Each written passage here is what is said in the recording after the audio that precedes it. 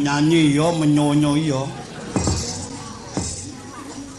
Sing wis tak apali sarta tok bisani lagu apa? Kowe takon lagu apa? Lho, tenan. Aku nyang nut ki mamah tak kandhani. Nut barat bisa, nut timur bisa.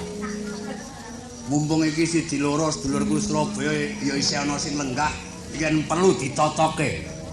Yen atur kuwi ora cocok sesuk potongen legane atiku ora. Wah, kok gedhe ngger kewanenmu gedhe pisan kok. Do re mi fa sol la si do kok dianggep ra iso aku.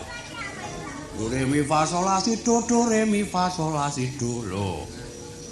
Do yen dicorek tengah unine di. Re corek tengah unine ri Kediri lho. Gombal wong kok mung kuwi tok ora sing dirembug. Kuwi kleru. Lah ya do re mi fa sol la si do re mi fa sol la si do lho. Yen nut Jawa loro cinem mopat roji monem pat moro moji lho. Mo turek tengah kunine me. Pat turek tengah kunine pet, mepet. Lho. Ora eneng wong nut kok mepet, pancen ora eneng kuwi karang aku dhewe kok, Mak.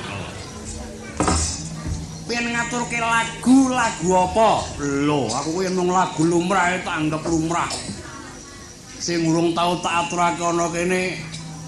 Lho, mengkene iki nuduhake yen gamelan kita kejawen iki kena dienggo nabuhi apa-apa. Lho.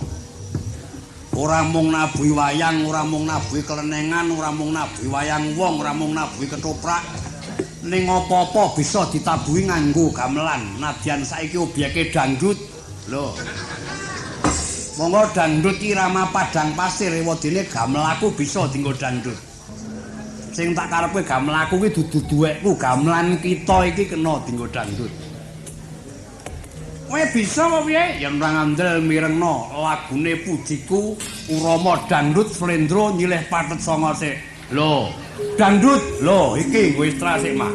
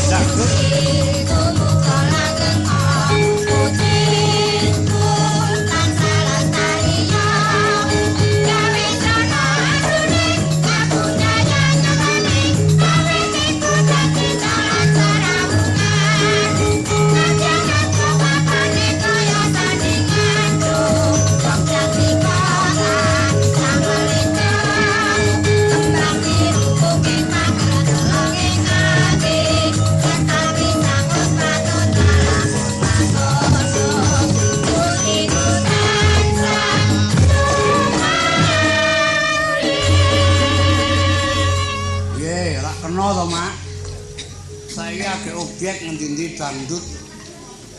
Ah, bojoku kuwi anggere mulih sak wanci-wanci kok ngendi Mas kok dangdut ngono kuwi. Gua anggere nyang omah ngelak ya ngono. Nduk aku njuk dangdut. Njuk dangdut ki njuk ngombe. Gua anggere sawan nduk aku arep dangdut nang arep mangan. Aku kuwi tau lho Mak, jam 3 bengi digugah bojoku nduk ya dangdut ya ngono kuwi.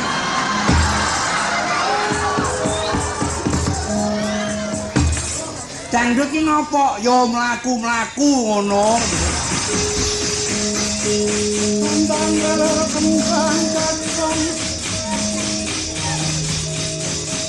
lan kembang menur kang es mualom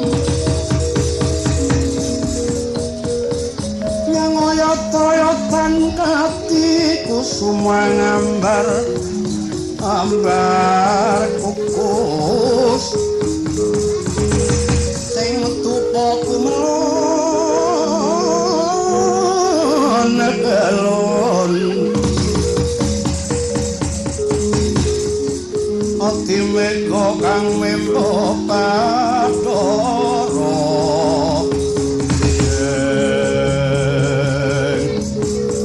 tan samar pamoring suksma sinok smaya winah ya ing sepi sinimpen telanging kepu pambukaning warana talen saking liyep layape ngaluyup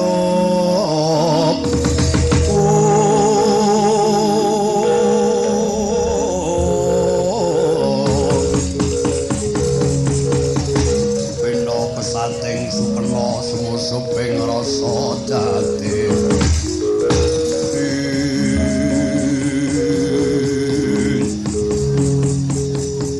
Kalih wong agung Wisnya paripurna denya budana. Sesarengan manjing jroning sasana busana lukar kaprabon ngrasuk kaprajuritan. Sinigek ingkang wonten sasana busana nengna wau kawusa kang ning pesowanan Jawi kalidrak lampahe kaya nandhang wirangra.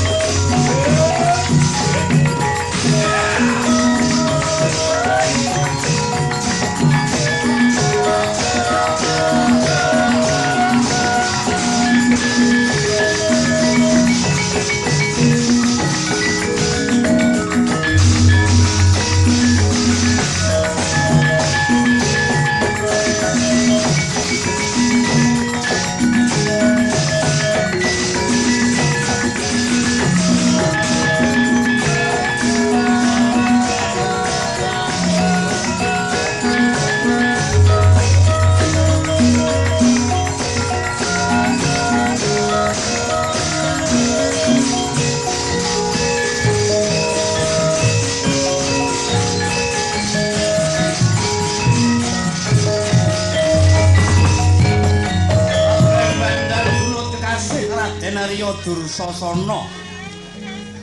Wong agung getul marutul seneng ugal-ugalan. Lamun tinandra warnane sang Dursasana dedeg gedhe dhuwur. Ronggah-ronggah sarwa wagu awak lemu glombyur-glombyur kakean gajih. Selawase mboten nate tepang olahraga mila sedina-sedina mangsa angin ora beda kaya sing nyeritakake.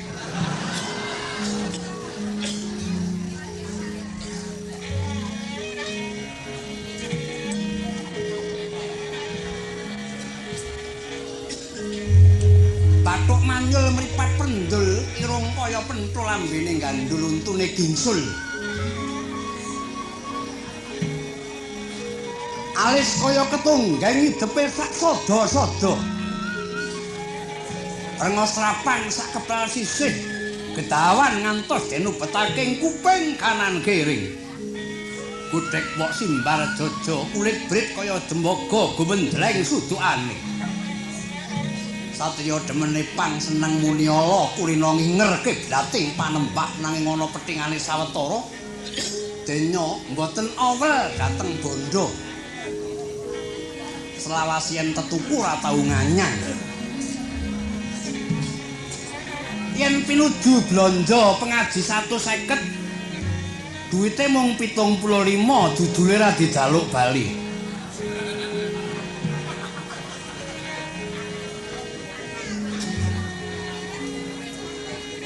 Lamun pinuju hari Sumolan Lesmati mara siba saking kasatriyan Bandar Dunut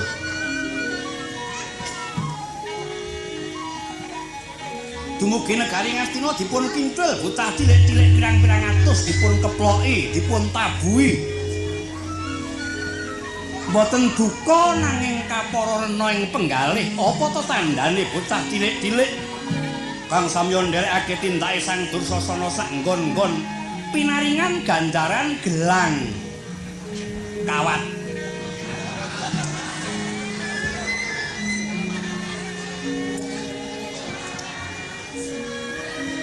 Yen mlampah ing wancinding teken telu digawa kabeh. Sadila-sadila mandheg benakake kaca netrane sing tengen katane abang sing kiwa katane ijo. Lamun nyawang manungsa wujute slewah dadi loro sak nggon-nggon dijegoki sono. Tinarka rangas asa bebecak.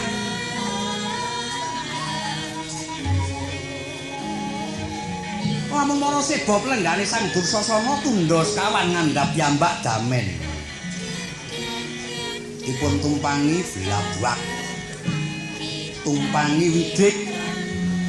Nginggil piyambak Baludra-brit lenggahe ngkrang sila tumpang sikile dek gulune gedhek-gedhek saratane mbubuti muluning tangklakan. Kang dene mbo Raden Werkudara nanging beda candrane. Lamun Raden Werkudara ngregantang regempeng kaya lintang Bima Sekti nanging yen Sang Dursasana kaya lintang gubuk penteng.